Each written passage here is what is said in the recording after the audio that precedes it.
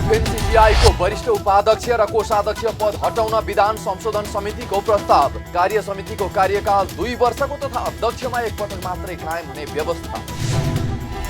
पुँजी बजारलाई लिएर राजनीतिक नेतृत्वले गरेको टिप्पणीको असर बजारमा देखियो।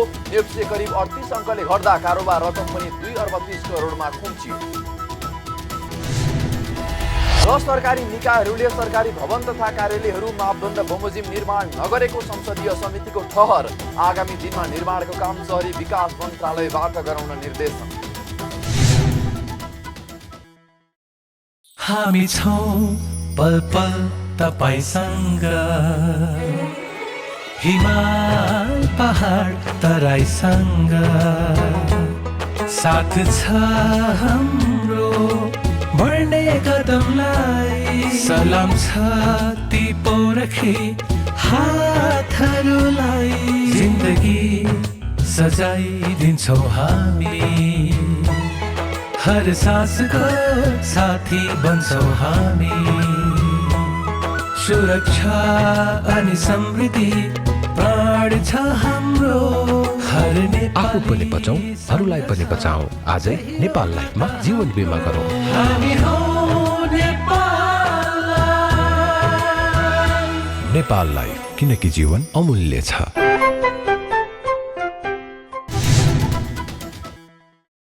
नमस्कार, कारोबार समाचारमा स्वागत छ। अब समाचार विस्तारमा। नेपाल उद्योग वाणिज्य महासंघको विधान संशोधन समितिले वरिष्ठ उपाध्यक्ष र कोषाध्यक्ष पद हटाउन प्रस्ताव गरेको छ। महासंघका पूर्व अध्यक्ष कुशकुमार जोशी संयोजकत्वको गठित समितिले वरिष्ठ उपाध्यक्ष र कोषाध्यक्ष पद हटाउन प्रस्ताव गरेको हो। समितिका संयोजक जोशीले नयाँ विधानको मस्यौदा बिहिबार महासंघका अध्यक्ष शेखर गोल्छालाई बुझाउनुभयो। जोशी संयोजकत्वको गठित समितिमा पशुपति मुरारका सहसंयोजक रहनु भएको थियो भने सदस्यहरूमा किशोर प्रधान, डीबी थापा, अशोक तोदी, सुनिल श्रेष्ठ र सरोज श्रेष्ठ सदस्य हुनुहुन्थ्यो। मस्यौदामा वरिष्ठ उपाध्यक्ष पद र कोषाध्यक्ष पद खारेज गर्न प्रस्ताव दिएको समितिका सहसंयोजक मुरारकाले जानकारी दिनुभयो। हाल वरिष्ठ उपाध्यक्ष अर्को कार्यकालको लागि स्वतः अध्यक्ष हुने व्यवस्था छ भने तयार पारेको मस्यौदामा वरिष्ठ उपाध्यक्ष पद नै खारेज गरेर अध्यक्ष पदका लागि निर्वाचन गर्नुपर्ने सुझाव दिएको उहाँले जानकारी दिनुभयो। यो व्यवस्थाले भने वर्तमान वरिष्ठ उपाध्यक्ष चन्द्र ढकालको हकमा भने लागू हुने छैन। कोषाध्यक्ष पद खारेज गरेर भने एकजना उपाध्यक्षले कोषाध्यक्षको जिम्मेवारी निर्वाह गर्न व्यवस्था प्रस्ताव गरिएको मुरारकाले जानकारी दिनुभयो। कोषाध्यक्षको निर्वाचन चाहिँ अब कोषाध्यक्षको नाम चाहिँ परिवर्तन गरेर हामी उपाध्यक्ष नै राख्ने भन्ने भनेको, किनभने कोषाध्यक्ष भनेपछि अलिकति टेक्निकल काम मात्रै गर्ने भयो। अनि तर उद्यमी व्यवसायीबाटै छानेर आउने उपाध्यक्ष पदाधिकारीले कुनै गभर्मेन्टको काममा लबिङ गर्न जाँदाखेरि कोषाध्यक्षको कार्ड र उपाध्यक्षको कार्डमा फरक पर्छ। त्यसैले गर्दा उपाध्यक्ष किन नगर्ने भन्ने समेत राखिएको छ। वरिष्ठ उपाध्यक्ष अध्यक्ष बन्न नहुने भएकोले वरिष्ठ उपाध्यक्ष किन चाहियो भन्ने, किनभने जो डाइरेक्ट इलेक्सन भएर आउँदाखेरि त्यो चाहिँ उपाध्यक्ष हुने, कार्य समितिले छान्ने उपाध्यक्ष चाहिँ वरिष्ठ उपाध्यक्ष हुँदाखेरि अलिकति नमिल्दो भएको कारणले त्यसलाई वरिष्ठ उपाध्यक्षको सट्टा एउटा कार्य समितिले एउटा उपाध्यक्ष जो कि कोष र के भन्छ भने एडमिनिस्ट्रेसन पनि हेर्ने, प्रशासन पनि हेर्ने र एकजना महिला उपाध्यक्ष चाहिँ कार्य समितिले छान्ने। यस्तै महासंघको उपाध्यक्षमा एकजना महिला अनिवार्य हुनुपर्ने प्रस्ताव पनि गरिएको छ। कार्य समिति सदस्यहरूबाट एकजना महिला उपाध्यक्ष चुनिने व्यवस्था विधान मस्यौदामा गरिएको छ।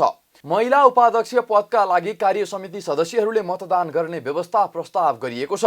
यस्तै महासंघका सबै विधाको कार्य समितिमा महिला सदस्य अनिवार्य गरिएको छ। नयाँ विधानमा कार्य समितिको कार्यकाल पनि छोट्याइएको छ। यसअघि 3 वर्षको कार्यकाल हुने गरेकोमा अबदेखि 2 वर्षको मात्रै हुने र अध्यक्ष पदमा एकपटक मात्रै कायम हुने व्यवस्था गरिएको छ। महासंघको उपाध्यक्ष बन्नको लागि कार्य समितिमा कम्तीमा 3 कार्यकाल रहेको हुनुपर्ने योग्यता थपिएको छ।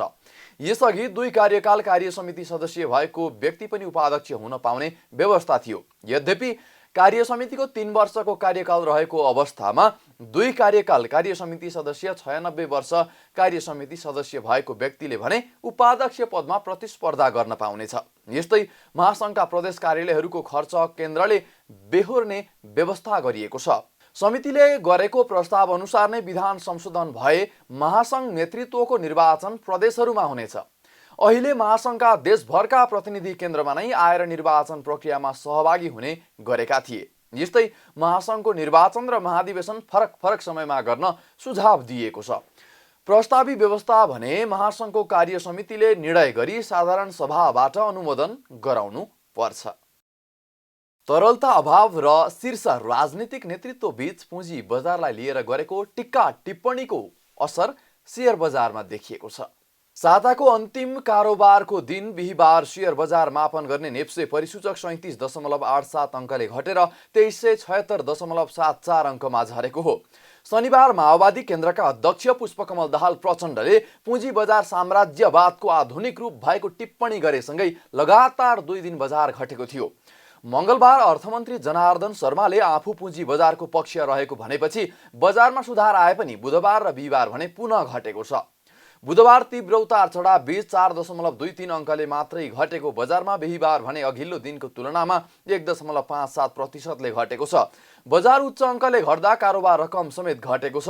दिनभर कुल 224 कम्पनीको जम्मा 53,79,000 किता शेयर 2 अर्ब 30 करोड रुपैयाँमा मात्रै किनबेच भएको छ।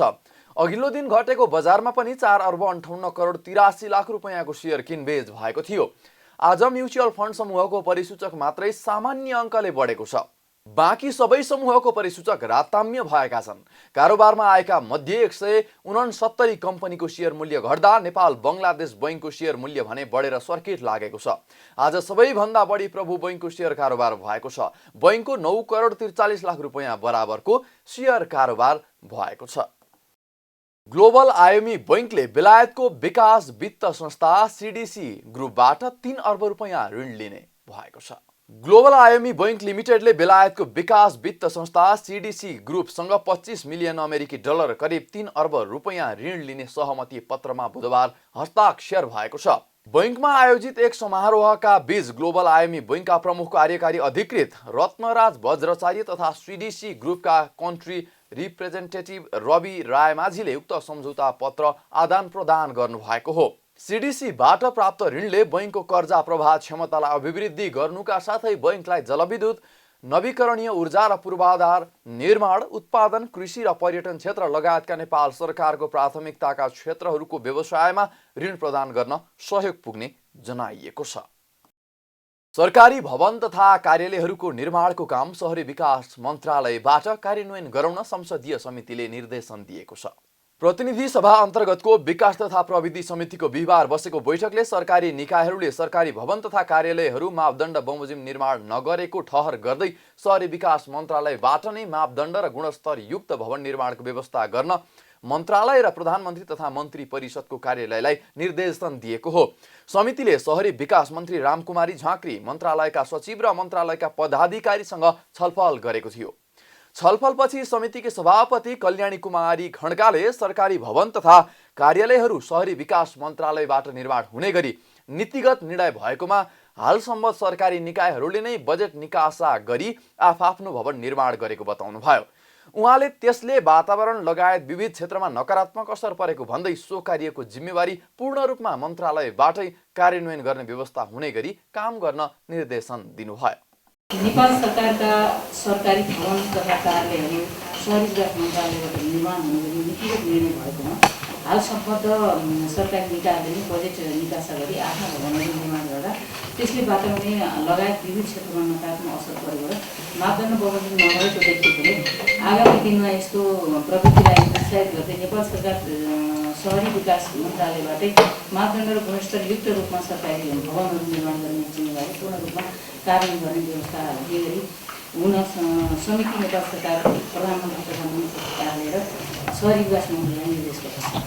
समितिकी सभापति खड्काले परिवर्तित राजनीतिक परिवेशमा विभिन्न शीर्षकहरूमा छरिएर रहेका बजेट अभावका कारणले अलपत्र परेका आयोजनाहरू तत्काल पहिचान गरी व्यवस्थित शहरीकरणको अवधारणा अनुरूप नागरिकले अनुभूत गर्ने गरी विकासका आयोजनाहरू अघि बढाउन पनि निर्देशन दिनुभयो।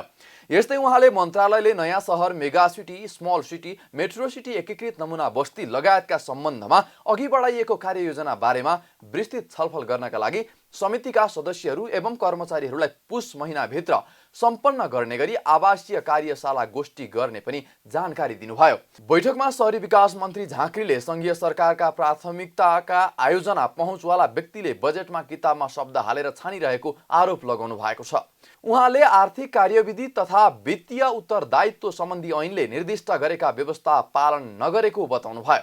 मन्त्री झाँक्रीले मुलुक कस्तो बनाउने भन्ने सपना राजनीतिक व्यक्तिको भएको भन्दै राजनीतिक व्यक्तिले नै योजनाको छनौट गर्नुपर्ने पनि बताउनुभयो।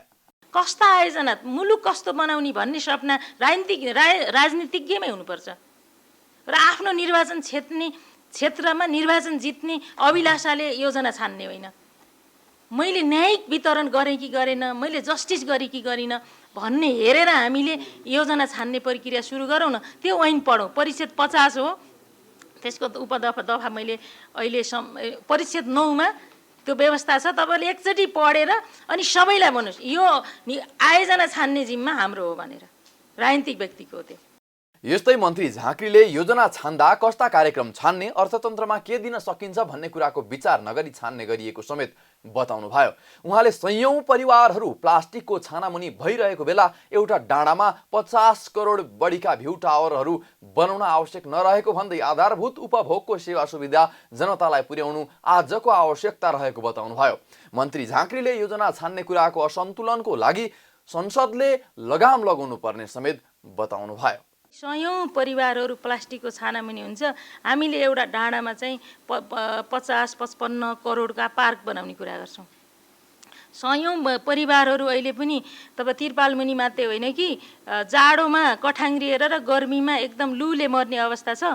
तर हामी अर्बौं हामी भ्यू टावर बनाउँछौँ। आधारभूत उपचारको अधिकारबाट जनता वञ्चित भएका छन्, त्यस्ता अस्पताल बनाउँदैनौँ। हामीले सुविधा सम्पन्न अरू चिजमै हाम्रा प्राथमिकता पर्छन्। त्यसकारण योजना छान्ने कुराको असन्तुलनको लागि संसदले लगाम लगाउनुपर्छ। मन्त्री झाँक्रीले प्रदेश र स्थानीय तहसँग समन्वय हुन नसक्दा आवास पुनर्निर्माण, शहरी विकासका काम हुन नसकेको समेत बताउनुभयो। नेपाली काङ्ग्रेसको महामन्त्री पदमा गगन कुमार थापा र विश्वप्रकाश शर्मा निर्वाचित हुनुभएको छ। काङ्ग्रेसको 14औं महाधिवेशन अन्तर्गत गत मङ्सिर 27 गते सम्पन्न निर्वाचनको अन्तिम मतगणना अनुसार महामन्त्री द्वयमा उहाँहरू निर्वाचित हुनुभएको हो। थापा सभापति पदका प्रमुख प्रतिस्पर्धी नेता डाक्टर शेखर कोइराला प्यानलबाट विजयी हुनुभएको हो भने शर्मा प्रकाशमान सिंहको प्यानलबाट विजयी हुनुभएको छ। पार्टी केन्द्रीय कार्यालय सानेपामा बिहिबार सम्पन्न मतगणनाका अनुसार थापाले 3023 र शर्माले 1984 मत प्राप्त गर्नुभएको हो। त्यसैगरी महामन्त्रीका अन्य उम्मेद्वारहरू क्रमशः डाक्टर प्रकाश शरण महतले 1556, प्रदीप पौडेलले 1393, डाक्टर मिनेन्द्र रिजालले 809 र डाक्टर राजाराम कार्कीले 106 मत प्राप्त गर्नुभएको छ। 4682 मत गणना भएकोमा सबैभन्दा बढी मत थापाले ल्याउनु भयो भने शर्माले दोस्रो स्थानमा जित हासिल गर्नुभएको छ। यता उपसभापति पदमा नेताहरू पूर्णबहादुर खड्का र धनराज गुरुङ निर्वाचित हुनुभएको छ। दुई उपसभापतिका लागि भएको निर्वाचनमा खड्का 2121 र गुरुङले 1908 मत प्राप्त गरी विजयी हुनुभएको हो। खड्का देउबा प्यानलबाट उम्मेद्वार हुनुहुन्थ्यो भने गुरुङ डाक्टर कोइराला प्यानलको उम्मेद्वार हुनुहुन्थ्यो। उपसभापतिका अर्का प्रत्याशी विजय कुमार गच्छेदार 2 मतले मात्र पराजित हुनुभएको छ। सभापति देउबा प्यानलकै उहाँले 1906 मत प्राप्त गर्नुभएको छ। सभापतिका अनुसार उपसभापतिका अन्य प्रत्याशी डाक्टर चन्द्र भण्डारीले 1580, सुजता कोइरालाले 644, महेश आचार्यले 589 र दिव्येश्वरी शाहले 132 मत प्राप्त गर्नुभएको छ। काङ्ग्रेसले विधानतः उपसभापतिको निर्वाचन पहिलो पटक गरेको हो। यसअघि उपसभापति मनोनित हुने प्रावधान थियो। कारोबार समाचारमा अब सुन चाँदी र विदेशी विनिमय दर सम्बन्धी जानकारी।